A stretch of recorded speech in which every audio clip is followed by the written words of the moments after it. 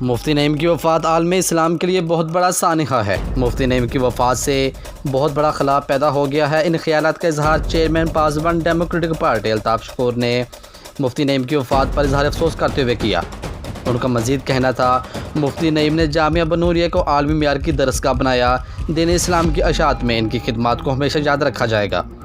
صدر پاسبان democratic party ضلع بہاڑی میاں محمد ذیشان ایڈوکیٹ نے اظہار افسوس کرتے ہوئے کہا کہ مفتی نعیم باکمال شخصیت کے مالک تھے۔ مفتی نعیم نے ہمیشہ عالم اسلام کے اتحاد اور یکجہتی کے لیے کوششیں کی۔ پاکستان کے لیے یہ بہت بڑا سانحہ ہے۔ اللہ رب العزت ان کے درجات بلند فرمائے اور ان کے لواحقین کو صبر جمیل عطا فرمائے۔ یاد رہے کہ محترم جامعہ بنوریہ کراچی مفتی نعیم گزشتہ رات دل کے عارضے کی وجہ سے انتقال کر گئے تھے۔ مفتی نعیم کی نماز جنازہ آج بعد نماز عصر کراچی میں ادا کی جائے گی۔ مزید خبروں اور تفصیلات کے لیے دیکھتے رہیے پاسبان لائیو نیوز HD۔ آپ ہمیں فیس بک اور یوٹیوب پر بھی فالو کر سکتے ہیں۔